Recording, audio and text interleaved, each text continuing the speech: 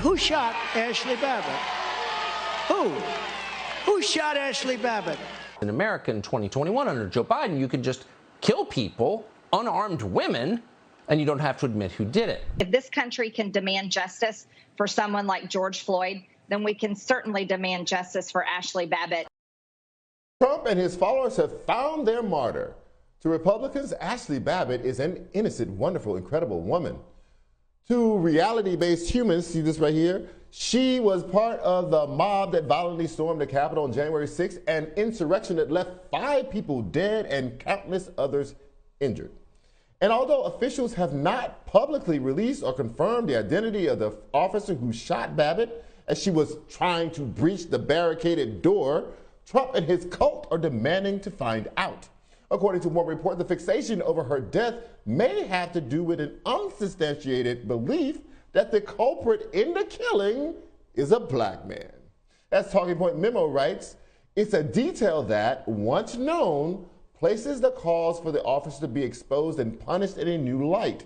The ensuing witch hunt takes on a racial tinge, casting Babbitt as the defenseless white woman killed by a black man.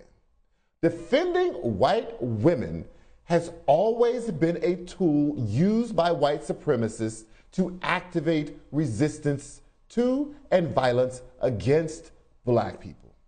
It's a central theme in Birth of a Nation when a white woman throws herself off a cliff instead of being attacked by a black man, who is actually a white man in blackface, but that's just another story.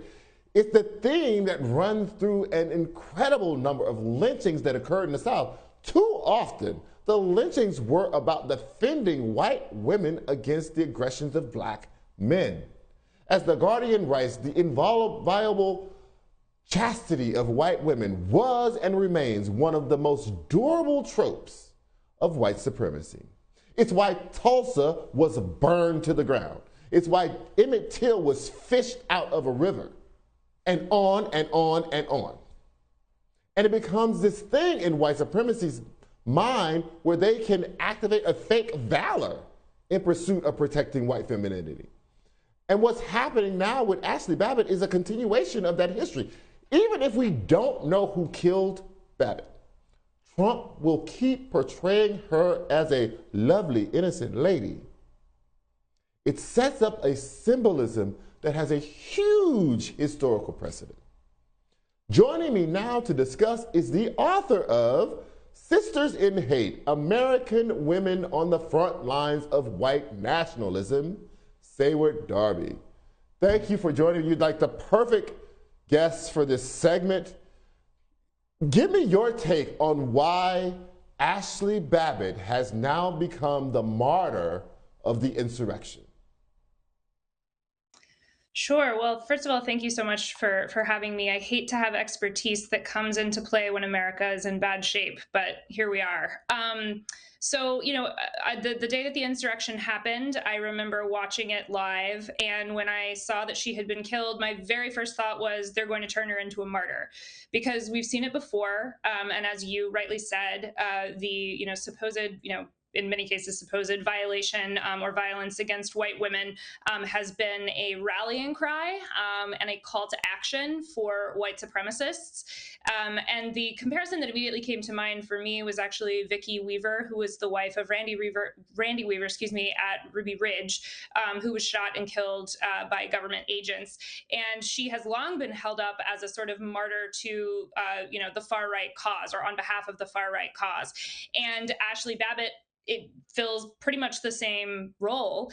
And the fact that they are, as you said, trying to cast it as a possible murder by a black man is just another layer on top of this. Even if that didn't exist, she would still be a martyr to the far right. But the fact that they are trying to, and again, we don't know who did it. What we know is that she was breaking the law. What we know is that she was there on pretenses, based on lies and bigotry. And, I don't think anybody should have died that day, because that day shouldn't have happened. But regardless of who killed her, the fact that they are they, meaning the people on the right, are attempting to pin this very specifically on a black man is a dog whistle that, very much speaks to centuries, frankly, of racial violence in this country. Right, and I think you're right to bring up Ruby Ridge, because that's a perfect example, and it illustrates that it is not some long history of early 1900s. This is a current phenomenon. When we look at, you know, the casting of Mexicans as criminals and the deriding of sanctuary cities, they took the victim. I mean, it is a horrible case, but a young white woman who was killed by a Mexican immigrant, and that became the emblem for why you had to get rid of all sanctuary cities, why it was perfectly fine to be as brutal as you needed to be to keep immigrants from crossing that border from Mexico into the United States. We use it over and over and over again. You know, George Bush uses it against Dukakis when they're, you know, to make, you know, this black convict the criminal against killing white people. It's over and over and over. It is not ancient history. It is right now. It is still radioactive in the American consciousness.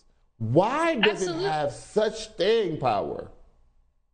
Sure. Well, I mean, what I was going to say about, you know, the instance Ruby Ridge was obviously a few decades ago. But if you spend time, and I do not recommend doing this, but if you spend time on far right news channels and websites for years now, anytime there is the killing of an unarmed black man by police, very quickly they pivot to a story about a white woman who has been killed by a person of color.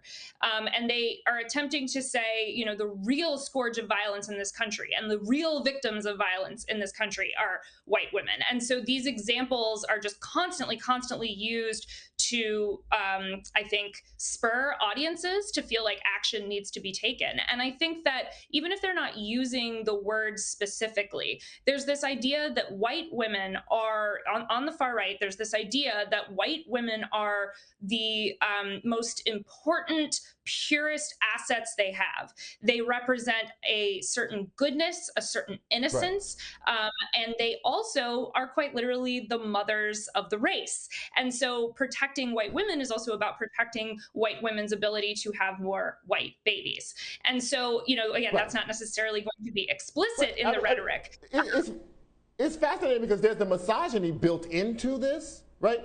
Because the white women need to be, you know, saved so they can have the babies, right? There's a misogyny built into it, but also because it works so well and has so many historical precedents, white women realize that it is a power that they had, right? That they could, not only could they be used to activate this violence, that they could use themselves and their language and their accusations to activate this violence. It's so pernicious that this is a thing. Yes, absolutely. And I think you're right. You know, I think a lot of people, when they look at the far right, and if it's not something they've spent a lot of time thinking about, they assume because it's so deeply misogynistic, there must not be a space for women here. And if there is a space for women, they're in these, you know, sort of subservient or, you know, marginalized positions, which is not untrue, but you have to remember that they are being told that those positions are positions of enormous power because of what they are able to do with their bodies and what they represent. And so even though to me, to you, that's not real power, to them it becomes that. And so they're willing to inhabit it, they're willing to wield it, and they're very much willing to, you know, be those symbols if necessary. So it's absolutely something that... Seyward, I'm out of time, but I have to have you back. We have to do a whole hour special on this. I mean, we can talk about this all day and all night. So thank you so much for your time. You were like the perfect guest for this, and we will definitely have you back. Thank you so much. Thank you so much.